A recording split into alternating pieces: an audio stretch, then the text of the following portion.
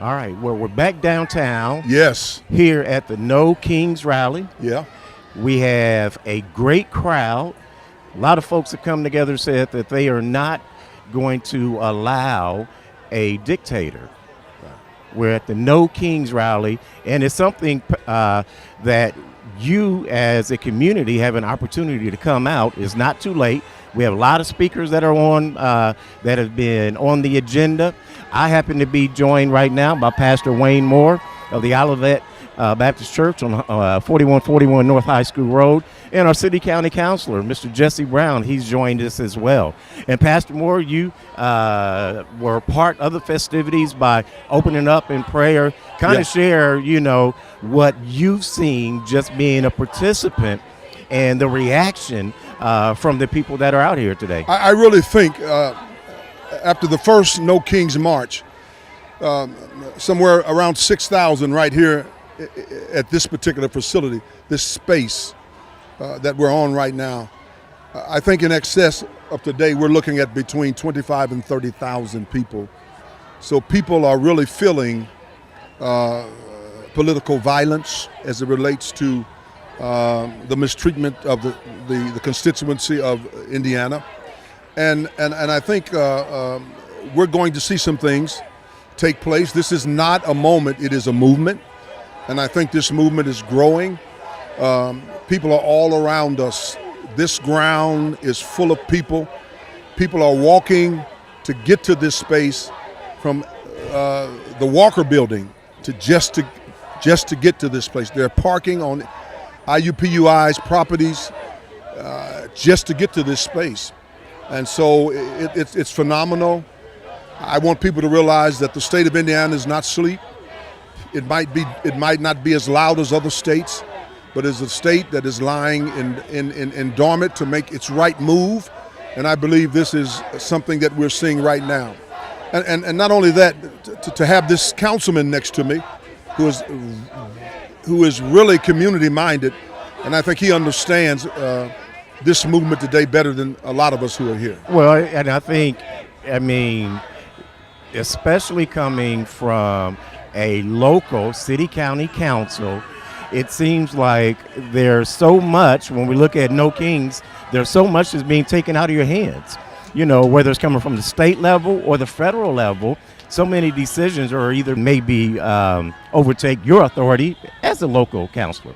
That's exactly right. There's a reason why we don't have a higher minimum wage here in Indianapolis. There's a reason why we can't provide better health care, better protection for people who are being evicted from their homes. We would love to do more about that, and our state government holds us back every single time. And as you're well aware, now the federal government is trying to make sure that even at a federal level, what very limited ability we have to push back against the Republican agenda, we're having that stripped away from us as well. And so this is we the people coming together to stand up against that. Democracy can be messy, democracy can be slow, but it sure beats the alternative, and I think people here recognize that. Well, a lot of the gathering and the galvanizing of a lot of folks started with redistricting. That's right.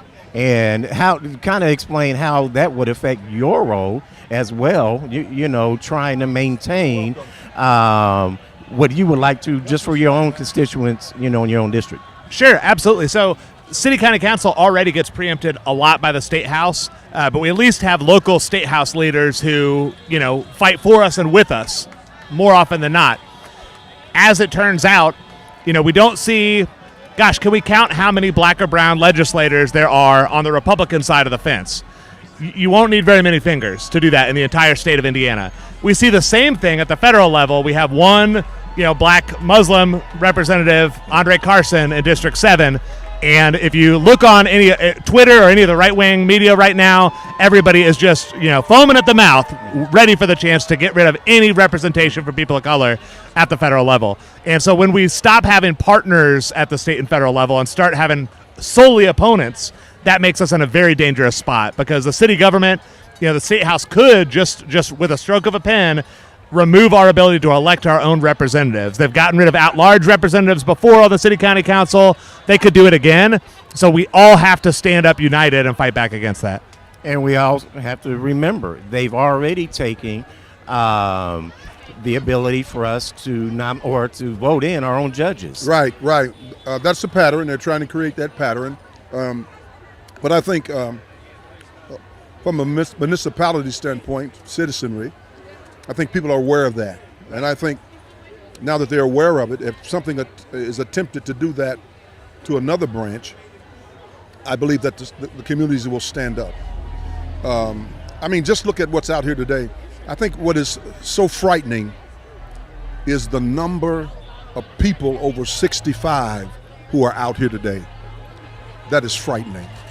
And you would think that mostly young people and middle-aged people, you have people here who are well-rooted and grounded in the Social Security system that are out here chanting that we don't want a king, we want democracy back, that has the ability to create the equity, to create the equality, to create freedom and justice for all. Well, that's because they understand what it means to lose benefits. Yeah. Health care, Yeah. Social Security. They understand that. And you know, and a lot of people, and I think Councilman Brown will agree with me, that in many cases when we understand this, people talk about the government being shut down. I mean, I have to agree with the aisle, the other side of the aisle, which is the Democratic Party, who basically said that this has to take place in order to keep 20 to 30 million people on health care. Honestly speaking, Counselor, the government's been getting shut down all year long. We just That's happen exactly right. to come to a point where it's official. But slowly, throughout this entire year, lots of government agencies, through DOGE, through cuts, have continued prior to even the official shutdown. That's 100% right, and we're starting to feel the pain. And I feel like it's my responsibility as a white man to say a lot of the public servants, faithful public servants who've spent decades working for us, for we the people, have been the ones who've lost their jobs under DOGE.